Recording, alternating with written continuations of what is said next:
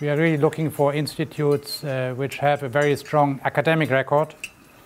And this is what we are looking for in the end, to distill the research which is done all throughout Europe into policy recommendations for European policymakers, and of course for all the many national policymakers which in the end make up the European solutions. I mean, we have just the European Council today and tomorrow.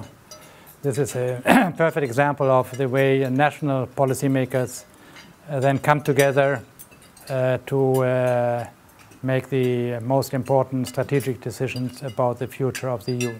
In the meantime, you have seen also there some copies of our very first product, which we are launching today, and about which I wanted to just say a few words before our main speakers later will give their views. As Clemens already said at the beginning, we now have an opening to make progress on the euro. But there are very many different ideas what that actually means, progress.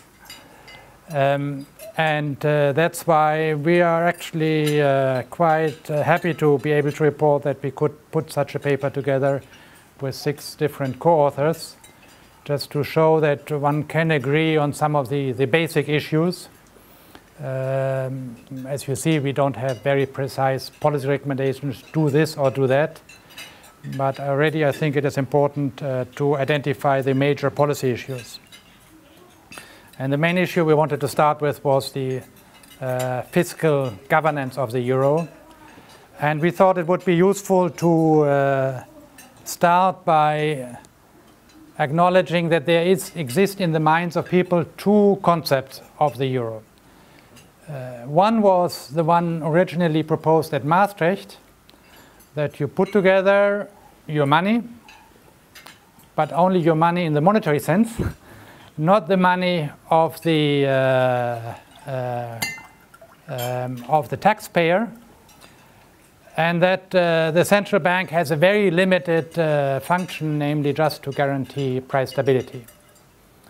As you know, there was a nice paper around that time which asked whether the ECB was actually a central bank or a monetary policy rule. And then the other view is that we have an example of a big monetary union which works, which is the United States. So all we need to do is to check what are they doing over there, and we need to do the same thing here. And that, of course, gives you a very different view of what is needed to complete monetary union.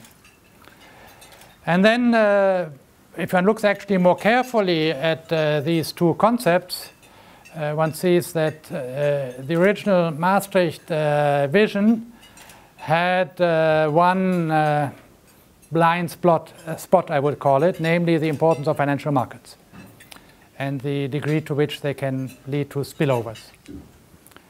And that is, I think, was driven home to us very forcefully, I would say, by financial markets during the euro crisis.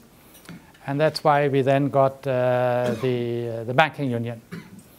And that, of course, brings us to the interaction between monetary and fiscal policies, and the question of how does one organize that, the question of the backstop, fiscal backstop for the banking union.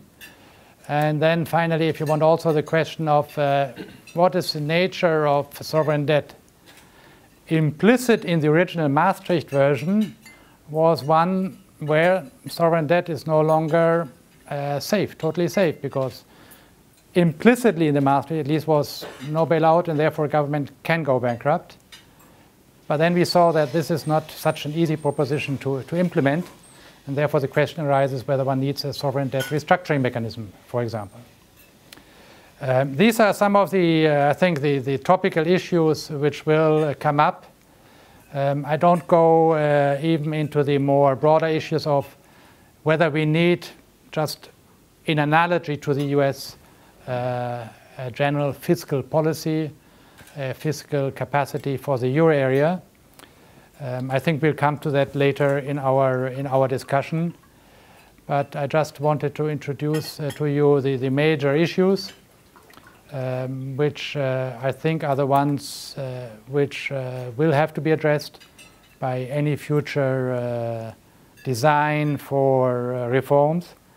And we are very much looking forward to our two key speakers, who I think can give us really the perspective from perhaps different point of views, but both with the aim of seeing what can we do right now to give us a stronger euro. And with that, perhaps I hand back to Clemens, who can introduce our speakers. Thank you.